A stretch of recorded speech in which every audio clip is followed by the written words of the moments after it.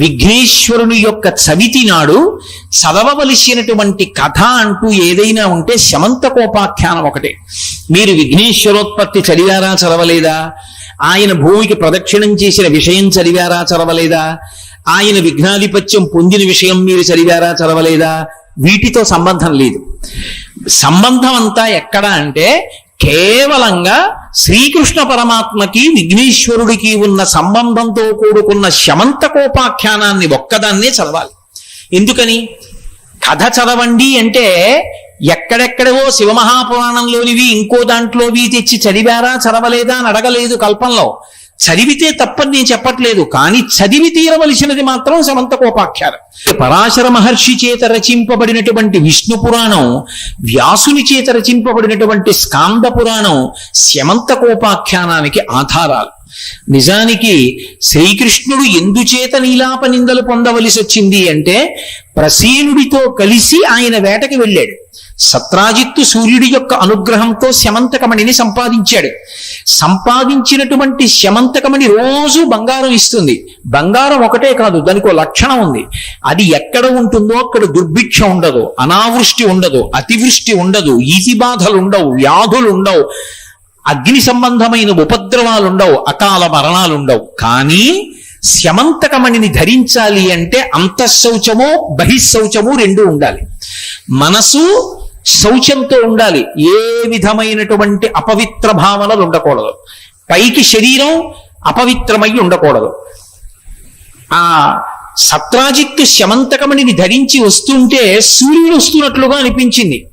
కృష్ణ భగవానుడు పిలిచన్నాడు, ఆయన తలుచుకుంటే ఇవ్వలేడు. శ్రీహప్పతి లోకానికి మార్గదర్శనం చేయడానికి దేశాభ్యున్నతి కొరకు ఆ మణిని నువ్వు తీసుకెళ్లి ఉగ్రసేనుడికి ఇవ్వయా, అది పెట్టే బంగారంతో దేశాభివృద్ధి చేస్తాడు మహారాజు అన్నాడు.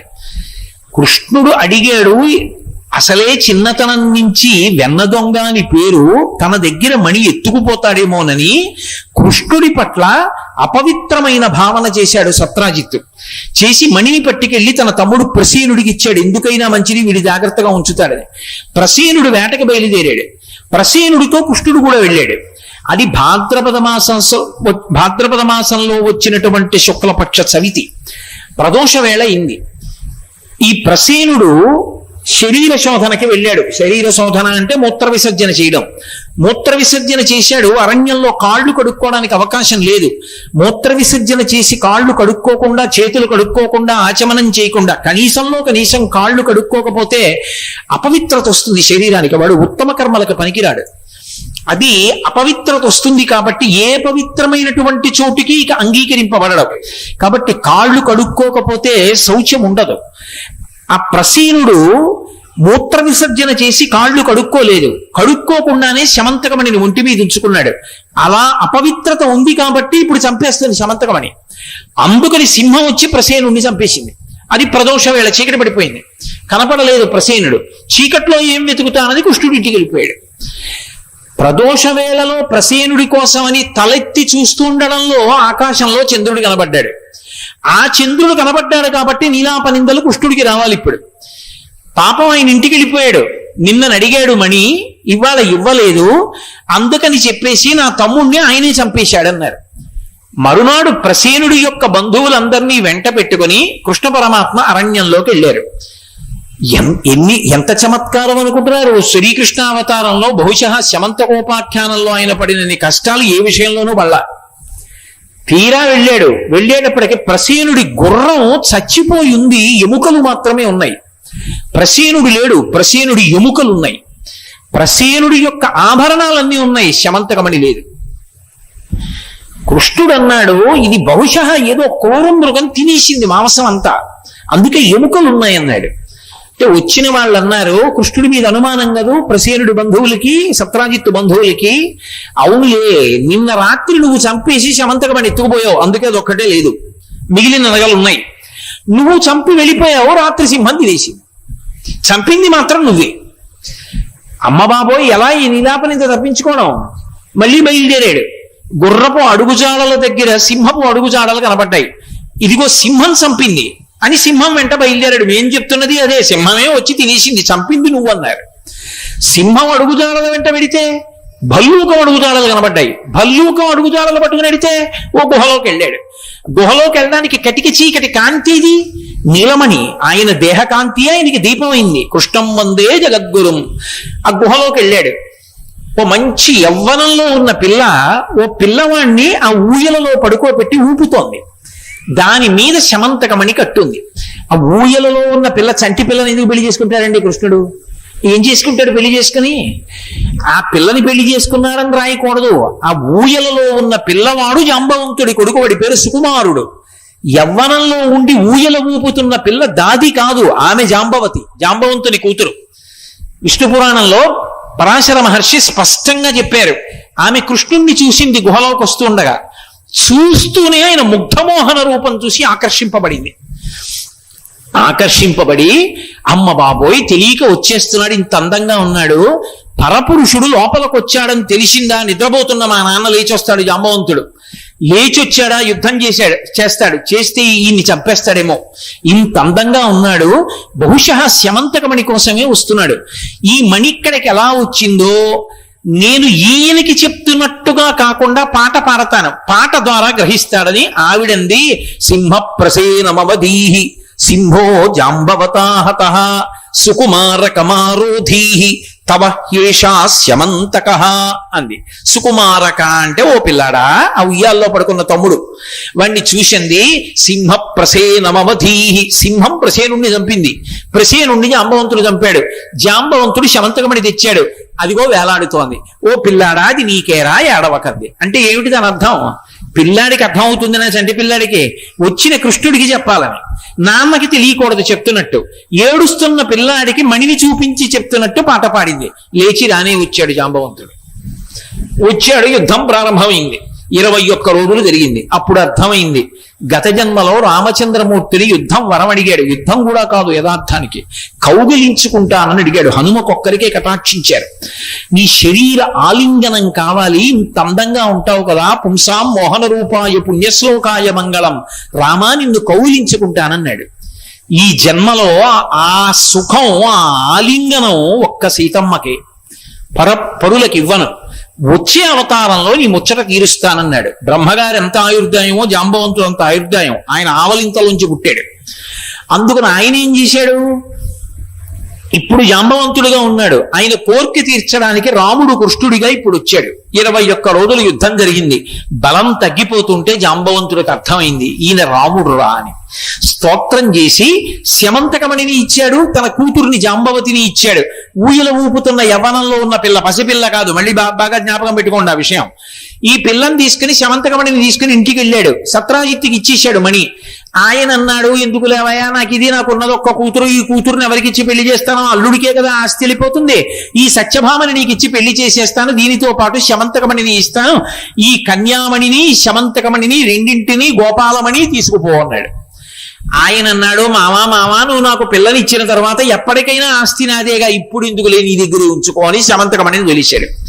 కానీ కృష్ణుడు దొంగ తన దగ్గర మణిని ఎత్తుకుపోతాడేమో అన్న అంత శౌచము లేని స్థితి ఒకటి ఉంది కదూ సత్రాజిత్తుకి. ఈలోగా లక్క ఇంట్లో పాండవులు కుంతీదేవి కాలి చనిపోయారని వార్త వచ్చింది. లేదు, వాళ్ళు క్షేమంగా ఉన్నారని కృష్ణుడికి తెలుసు. లౌకిక మర్యాద ఒకటి ఉంటుంది, కృష్ణుడు ఒక్కడు వెళ్ళలేదనుకోండి, అతను ఒకడు రాలేదు పరామర్శకంటారు. ధృతరాష్ట్రుడు దొంగేడు పేరుస్తుంటే ఓదార్చడానికి వెళ్ళాడు. ఈలోగా ఇక్కడ అక్రూరుడు, సుధన్వుడు మొదలైనటువంటి వాళ్ళు ఈ సత్యభామని పెళ్లి చేసుకోవాలి అని ప్రయత్నం చేశారు. అక్రూరుడు, కృతవర్మ, సుధన్వుడు వీళ్ళు ముగ్గురు అడిగారు సత్రాజిత్తుని పిల్లనిమ్మని. ఆయన అన్నాడు, మీ ముగ్గురులో ఎవరికోళ్ళకి ఇస్తాను, అలా ఆగండి అన్నాడు. అకస్మాత్తుగా కృష్ణుడికి ఇచ్చి పెళ్లి చేసేశాడు. ఆ శమంతకమణిని తెచ్చి ఇచ్చాడు. అయ్యో పాపం నింద వేశానే అని. వీళ్ళ ముగ్గురు కక్ష పెట్టుకున్నారు. కృష్ణుడు ఊళ్ళో లేడు, హస్తినాపురానికి వెళ్ళాడు ధృతరాష్ట్రుడి దగ్గరికి. ఆ సుధన్వుడిని పిలిచి రెచ్చగొట్టారు. వాడు అమాంతం వెళ్ళి ఆ సత్రాజిత్తుని సంహరించి శమంతకమణిని తెచ్చి అక్రూరుడి దగ్గర పెట్టాడు. తప్పు చేసేయడం తేలిక, తర్వాత ఏమవుతుందో గుర్తొచ్చేటప్పటికి భయం వేసింది. కృష్ణుడు వచ్చేస్తాడు, అక్కడ ఉండిపోతాడు ఏమిటి హస్తినాపురంలో, కృష్ణుడు వస్తే చంపేస్తాడని శమంతకమణి వదిలి పారిపోవడం మొదలెట్టాడు. కృష్ణుడు రానే వచ్చాడు. సత్యభామ ఏడుస్తూ చెప్పింది, అయ్యో మా నాన్నగారిని చంపేశారు, ఇదిగో మణిని ఎత్తుకు పారిపోతున్నాడు సుధన్ముడని. వెంటనే బయలుదేరుతుంటే బలరాముడు అన్నాడు, తమ్ముడా నేను వస్తానన్నాడు. ఇద్దరు రథం ఎక్కి సుధన్ముడిని వెంట తరిమారు. సుధన్ముడు గుర్రం మీద ఎడుతున్నాడు. కొంత దూరం వెళ్ళిన తర్వాత సుధన్ముడి యొక్క గుర్రం బడలిపోయి కింద పడిపోయింది. నడిచి పరిగెత్తుకుంటూ వెడుతున్నాడు. భూమి మీద పరిగెడుతున్న వాణ్ణి రథంలో వెంబడించకూడదన్నయ్యా, అందుకని నేను కూడా దిగి పరిగెత్తి పట్టుకుంటాను, నువ్వు కూర్చో రథంలో అని బలరాముడిని కూర్చోబెట్టి కృష్ణ భగవానుడు ఒక్కడు పరిగెత్తుకుంటూ వెళ్లి సుధన్ముడిని పట్టుకుని ద్వంద్వయుద్ధం చేసి చంపేసి ఒళ్ళంతా తడివాడు. ఎక్కడ శతకమణి దొరకలేదు. తిరిగి వచ్చి బలరాముడితో అన్నాడు, అన్నయ్య అన్నయ్య సుధన్ముడిని సంహరించాను, అంతా వెతికాను కానీ శమంతకమణి లేదన్నయ్య అన్నాడు. నువ్వు ధూర్తగోపాలుడివిరా, చిన్నతనం నుంచి దొంగతనం నీకు అలవాటే. శమంతకమణి దొరికిందంటే అన్నదమ్ములం పంచుకోవలసి వస్తుందని దొరకలేదని నీ ఒక్కడివి దాచుకుందాం అనుకుంటున్నావు. నీ దొంగతనాలు నేను పడలేను, నీతో కలిసి ఉండను, నేను జనక మహారాజు గారి విదేహరాజ్యానికి వెళ్ళిపోతున్నానని కృష్ణుడిని వదిలిపెట్టి బలరాముడు వెళ్ళిపోయాడు. ఇదెక్కడి ప్రారంధం రా, ఒకటి తప్పించుకుందాం అంటే ఇంకో నిందొస్తోంది నాకని ఇంటికి వెళ్ళాడు. ఇంటికి వెళ్ళి సేద తీరుదామని పాపం సత్యభామ దగ్గరికి వెళ్ళాడు. ఆవిడంది, మా నాన్నగారు కదా మీకు శమంతకమణి ఇచ్చారు, సత్యభామ తండ్రి శమంతకమణి ఇచ్చాడు అంటే జాంబవతి ఏముంటుంది? అసలు మా నాన్నగారు కదూ, జాంబవంతుడు కదూ, ప్రసేనుండి సంహరించి తీసుకొచ్చింది. మా నాన్నగారు గెలుచుకున్నారు, వీరత్వంతో గెలుచుకుని అది ఇచ్చారు.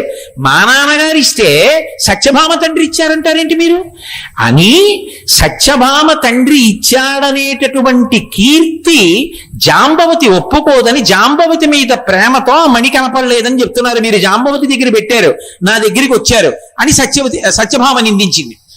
అమ్మ బాబో ఇదెక్కడ కూడా అనుకుని జాంబవతి దగ్గరికి వెళ్ళాడు. ఆవిడంది, మా నాన్న ప్రసేనుణ్ణి చంపి మణిని తీసుకొచ్చాడు, నన్ను మణిని మీకు ఇచ్చాడు, కానీ మా నాన్నగారు మణినిచ్చారు అంటే సత్యభామ నొచ్చుకుంటుంది. అసలు సత్రాజిత్తు కదా సూర్యుడి దగ్గర నుంచి తెచ్చాడని కీర్తి ఆయనకి కట్టబెడదామని మణి పోయిందని చెప్పి సత్యభామ దగ్గర దాచారు. పాపం మా నాన్నగారు ఇచ్చిన మణి ఆయన వాళ్ళ నాన్నగారు ఇచ్చినట్టు చెప్పాలనుకుంటున్నారు. మీది తప్పని జాంబవతి చెప్పి గుడిచింది. ఇదేమిటి ఎక్కడికెడితే అక్కడే నిందలే, అసలు శమంతకమనే ఇది అనుకునేలోగా అది ఎక్కడుందో కనపడలేదు. ఎక్కడుంది? అక్రూరుడి దగ్గర ఉంది. అక్రూరుడు ఏం చేశాడు, ఆ మణి చేత్తో పట్టుకున్నాడు. పట్టుకున్న తర్వాత చిచి కృష్ణ భగవానుడికి దూరం అయ్యాను, తప్పు పని చేశానని మనశ్శాంతి కోసం కాశీ వెళ్ళిపోయాడు. కాశీ వెళ్ళేటప్పటికి మనశ్శాంతి కలిగింది, మళ్ళీ భక్తి కలిగింది, అంతఃశౌచం కలిగింది, బహిశౌచం కలిగింది. రోజు పెట్టిన బంగారంతో అన్నదానం చేస్తున్నాడు. కాశీ పట్టణం సస్యశ్యామలంగా ఉంది. ఇక్కడ కృష్ణ భగవానుడికి లేనిపోని నిందలన్నీ వచ్చి తలపట్టు కూర్చున్నాడు. ఓ రోజున నారదుడు వచ్చాడు. ఏమిటి నారదా, ఎంత ప్రయత్నం చేసినా పోకపోగా నింద మీద నింద, నింద మీద నింద వస్తోంది, ఏమిటిదంతా అని అడిగాడు. ఏమీ తెలియని వాళ్ళ సర్వజ్ఞుడై ఉండి కూడా. నారదుడు అన్నాడు, ప్రసేనుడితో కలిసి వేటకెళ్ళినప్పుడు భాద్రపద శుక్లపక్ష చవితి నాడు తలెత్తి చూశావు, చంద్రుడు కనబడ్డాడు, అందుకని నీలాపనింద.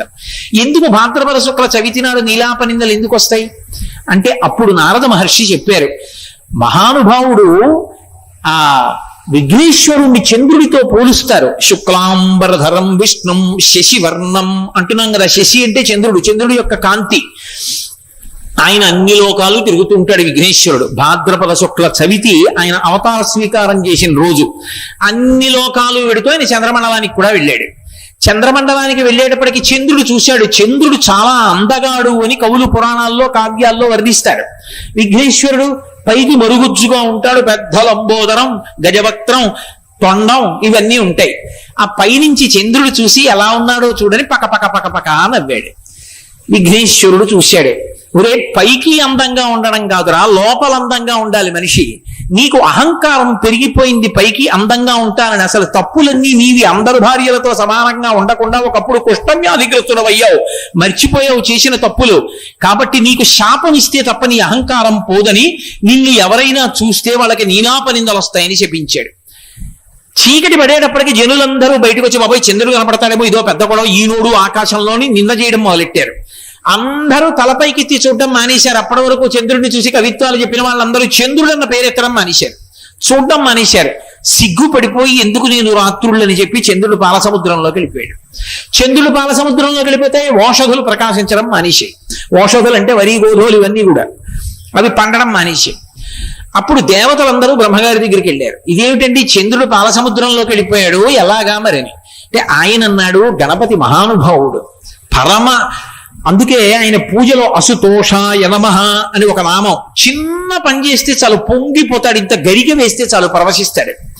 కాబట్టి చంద్రుణ్ణి విఘ్నేశ్వర వ్రతకల్పం చేసి విఘ్నేశ్వరుడి దగ్గరికి వెళ్ళమన్నారు. పాలసముద్రం దగ్గరికి వెళ్ళి పిలిచారు చంద్రుణ్ణి. ఆయన చవితి నాడు వ్రతం చేసి విఘ్నేశ్వరుడి దగ్గరికి వెళ్ళాడు. ఇప్పుడు విఘ్నేశ్వరుడు అన్నాడు, ఒరే నువ్వు చేసిన తప్పు ఒప్పుకున్నావురా, తప్పు ఒప్పుకున్నవాడు చాలా గొప్పవాడురా, నీ తప్పు చేయలేదని వాదించిన వాడు కాదు, తప్పు ఒప్పుకున్నవాడు గొప్పవాడు. అందుకే నిన్ను చూస్తే నాకు ఎంత సంతోషంగా ఉందో తెలుసా అని ఆయన నృత్యం చేశాడు విఘ్నేశ్వరుడు. ఎవరు చెయ్యాలి? చంద్రుడు చెయ్యాలి. అమ్మయ్య పోన్లే ఇన్నాళ్ళకి విఘ్నేశ్వర కటాక్షం కలిగిందని. చంద్రుడు చేయలేదు, ఆయన చేశాడు. అంత ప్రసన్న హృదయుడు, అందుకే నృత్య గణపతి స్వరూపం వచ్చినప్పుడు. అటువంటి గణపతి 365 రోజుల్లో నిన్ను ఏ రోజు చూసినా పర్వాలేదు, ఒక్క ఈ శుక్లపక్ష చవితి నాడు మాత్రం చూడకూడదు భాద్రపద మాసంలో, నా అవతారం స్వీకారం జరిగిన రోజున. సరేనన్నారు. ఆ ఒక్క రోజు జాగ్రత్తగా ఉండడం మొదలుపెట్టారు. అది చెప్పి నారదుడు అన్నాడు, కృష్ణ నువ్వు ఆ రోజున ఆకాశంలో చంద్రబింబాన్ని చూశావు, అదిగో అందుకు నీలాపనిందలు. మరి ఏం చేయమంటావు నన్ను? వ్రతకల్పం చెయ్యి. విఘ్నేశ్వర వ్రతకల్పం చేస్తే విఘ్నేశ్వరుడు ప్రత్యక్షం అవుతాడు. అందుకే సంకటహర చతుర్దశి నాడు పూజ చేసేటప్పుడు పక్కన చంద్రుణ్ణి కృష్ణుణ్ణి కూడా పెట్టి చేస్తారు. కృష్ణాలయంలో మరీ విశేషంగా చేస్తారు. అసలు దాని కల్పమే వేరు. కాబట్టి విఘ్నేశ్వర వ్రతకల్పం చేశాడు. విఘ్నేశ్వర వ్రతకల్పం చెయ్యగానే విఘ్నేశ్వరుడు ప్రత్యక్షం అయ్యాడు మేనమామ ముందు. మావా ఇవాళతో నీ కష్టాలన్నీ పోయాయి, నీకు నీలాపనిందలు పోయాయి, ఏ ఇబ్బంది ఉండదు. అదిగో కాశీపట్టణంలో ఉన్నాడు అక్రూరుడు, అక్కడుంది శమంతకమణి, అక్రూరుడికి కబురు చెయ్యి అన్నాడు. అక్రూరుడికి కబురు చేశాడు కృష్ణుడు. అమ్మయ్య కృష్ణుడు నన్ను పిలిచాడు అంతే చాలని అక్రూరుడు పరిగెత్తుకొచ్చాడు. ఇదిగో నా దగ్గరుంది శమంతకమణి, సుధంగుడు చంపి సత్రాజిత్తు దగ్గర నుంచి తీసుకొచ్చాడు, కృష్ణ తీసేసుకోమన్నాడు. కృష్ణుడు అన్నాడు, నా దగ్గరొద్దు, అంతఃశౌచం బహిశౌచం ఉన్నవాడివి నువ్వు నీ దగ్గరే ఉంచుకుని ద్వారకానగరంలో ఉండన్నాడు. అక్రూరుడు ద్వారకానగరానికి రాగానే చక్కగా వర్షాలు పడ్డాయి, అతివృష్టి అనావృష్టి చీడ పేడ అంటువ్యాధులు అన్నీ పోయాయి. మహాభక్తుడు అక్రూరుడు ద్వారకానగరంలో ఉండిపోయాడు. శమంతకమణి దొరికింది, జరిగిన కథ తెలిసింది, నీలాపనిందలన్నీ పోయాయి. కృష్ణుడు అన్నాడు, మేనల్లుడా విఘ్నేశ్వరుడా, నేను కాబట్టి ఇంత కష్టపడి ఈ శమంతకమణి ఎక్కడుందో పట్టుకోగలిగాను. సామాన్యుడైన మనుష్యుడి మీద నీలాపనిందలు పడితే ఎలా తట్టుకుంటాడు? కుంగి కృషించి శరీరం వదిలేయడు. అందుకని భాద్రపద శుక్ల చవితి నాడు కూడా నీలాపనిందలు రాకుండా ఉండాలంటే ఏం చెయ్యాలో శాపావకాశం అన్నాడు. అంటే విఘ్నేశ్వరుడు అన్నాడు, మామయ్య మన ఇద్దరి మధ్య జరిగిన ఈ కథ ఉందే శమంతకోపాఖ్యానం, ఇది చదువుకుంటే చాలు. విఘ్నేశ్వర చవితి నాడు ఇదొక్కటి చదువుకుంటే ఆకాశంలో చంద్రుణ్ణి చూసినా నీలాపనిందలు రావు. ఒకవేళ ఈ కథ ఇన్ని మలుపులతో ఉంది కదా, ఈ మలుపులన్నీ మాకు ఎక్కడ జ్ఞాపకం ఉంటాయండి అంటే, అదిగో గురువాణి వాళ్ళు కాకినాడలో ఈసారి శమంతకమణికి సంబంధించిన వృత్తాంతాన్నంతటినీ యథాతథంగా కథ ప్రచురణ చేసి పుస్తకాలన్నీ కూడా ఉచితంగా పంచిపెట్టారు. ఓ పుస్తకం సంపాదించుకుని సక్రమంగా కథ చదువుకోవడం. ఒకవేళ పుస్తకం దొరకలేదండి అంటే ఒక్క శ్లోకం చదువు చాలని చెప్పారు. సింహ ప్రసేనమవధీః సింహోజాంబవతాహతః సుకుమార కమారోధీః తవ ఏషాస్యమంతకః. ఆ సుకుమారుడు ఎవరో కాడు, మనమే. ఏమీ తట్టుకోలేని సుకుమారులం. సుకుమారక ఏడవకు, ఇప్పుడు నీకు 3 రత్నాలు ఇస్తున్నాం. ఒకటి గోపాలరత్నం కృష్ణుడు, ఒకటి గజానన రత్నం విఘ్నేశ్వరుడు, మూడవది శమంతకమణి శమంతక రత్నం. 3 రత్నాలు నీకు దొరుకుతాయి. ఈ కథ ఒక్కటి చదువుకో, చదువుకోవడం చేత కాకపోతే శ్లోకం ఒక్కటి చదువుకో అన్నారు.